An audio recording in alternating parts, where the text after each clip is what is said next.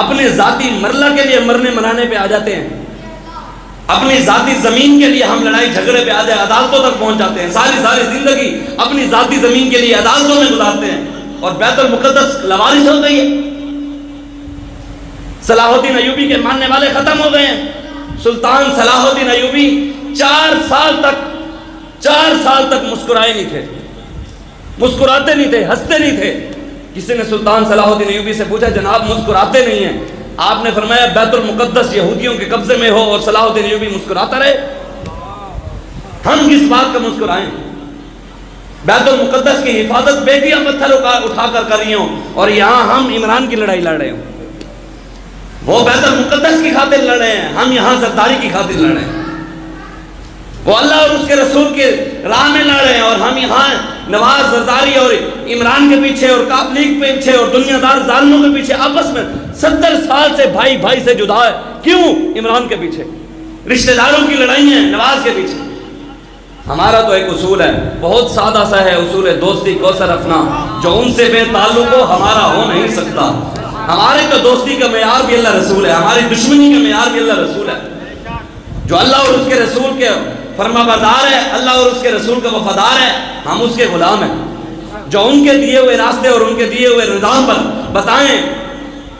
ہمارے بزرگوں نے فتویٰ لکھا ہے، فتاوی عالمگیری بھی میں موجود ہے، اور بزرگان دین نے لکھا ہے کہ جو قادیانیوں کے کفر کے مرزائیوں کے کفر میں شک کرے، جو مرزائیوں کے کفر میں شک کرے وہ کافر ہے، شک کرنے والا کافر ہے۔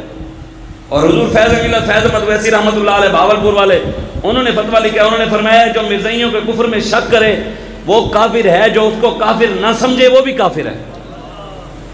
فرمایا جو ان دونوں کو کافر نہ سمجھے وہ بھی کافر ہے۔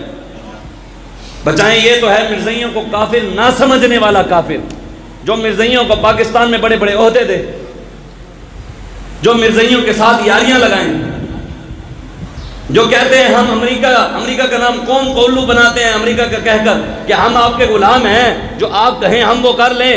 بتائیں، پچھلے سال اپنی حکومت کے اندر انہوں نے عبدالشکور قادیانیوں کو امریکہ کے نام پر بیچا، ان کے کہنے پر بیچا، ان کے کہنے پر قادیانی جیل کے اندر تھا، عمران خان نے امریکہ کے کہنے پر اس کو چھوڑا۔ اسٹیٹ بینک، پاکستان کا جو اسٹیٹ بینک ہے وہ بھی اس وقت IMF کے اندر ہے، وہ بھی IMF کو انہوں نے بیچا ہے۔ پاکستان کے اندر، بلوچستان کے اندر آپ جائیں آپ کو پتہ لگے گا، یہاں بیٹھنے سے اور وہاں جا کر پتہ لگے گا۔ وہاں پہ ہمارے مفتی صاحب ہیں، مفتی وزیر صاحب، انہوں نے ہمیں بتایا کہ بلوچستان کے اندر سونے کے پہاڑ موجود ہیں، سونے کی کانیں، لیکن قبضہ کس کا ہے؟ IMF کا۔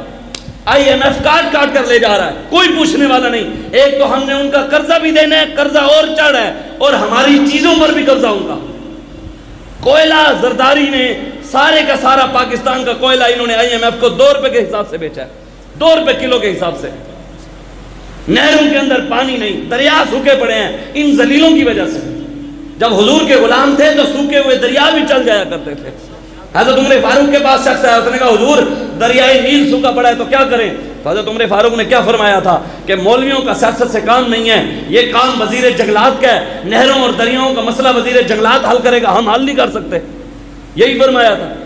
حضرت عمر فاروق جب بیٹھے ہو نا حضور کے غلام، حضور کے غلام ہو تو ان کو پتہ ہے دریا سوکھ جائیں تو ان کو چلانا کیسے ہے۔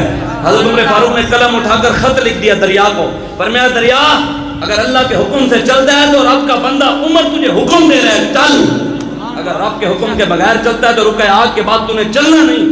جب خط حضرت عمر فاروق کا دریائے نیل کو پہنچا، خدا کی قسم دریائے نیل ایسا چلا ہے آج تک نہیں رکا، چل رہا ہے۔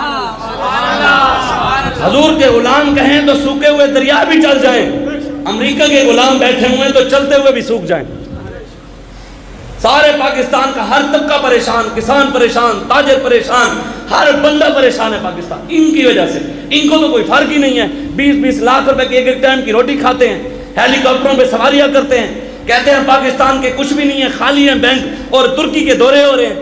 جب پیسے نہیں ہیں تو تم چھوڑو ہر چیز، اپنی ہر چیز دو پاکستان کو۔ ایک کا 25,000 کنال ہے، نواز شریف کا لاہور کے اندر 25,000 کنال کے اندر گھر ہے، اور دوسرا کا 200 کنال میں گھر ہے۔ تے جانا اسی ایک مرلے چ ایک جگہ تھوڑی جی فٹ دی جگہ چ بھی نہیں جانا، یہ سوچنا پڑنا ہے۔ یہ نو امام حسین نے کربلا میں فرمایا تھا آپ نے فرمایا تھا ظلم کے خلاف جتنا جلدی اٹھو گے تمہیں قربانیاں کم دینی پڑیں گی، اور ظلم کے خلاف جتنی دیر کرو گے قربانیاں زیادہ دینی پڑیں گی۔ یہ بابا جی فرمایا کرتے تھے خدا کی قسم ہم خوش قسمت لوگ ہیں، پوری دنیا میں سے کسی ملک کو اسلام نے نہیں چنا، اسلام نے پوری دنیا کو چھوڑ کر آ کر پاکستان میں پناہ لی ہے، دین نے اسلام نے یہاں آ کر پناہ لی ہے۔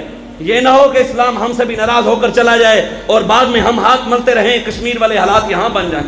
اس وقت سے ڈریں، اس وقت سے منگ بنا محمد بخشا اس بے پرواہ جنابوں، مطلب کوئی گل اولی نکلے رد ہو جائیں اس بابوں، کوئی بات ایسی نکلے ہم اسلام کے خلاف کھڑے ہو جائیں دین کے غداروں کے ساتھ، تو اسلام نے ناراض ہو کر ہی جانا ہے۔ حضور نے فرمایا تھا، حضور نے فرمایا مشرق سے فوج تیار ہوگی، یہاں سے مشرق سے، یہ مشرق والے ہم ہیں، اس کی شروعات افغانستان سے ہو چکی ہے، وہ نہیں چلا رہے معیشت، انہوں نے تو اپنے چوک کے اندر بیت المقدس کا بھی بنا دیا، بیت المقدس کی طرح ایک چوک کے اندر گنبد بنا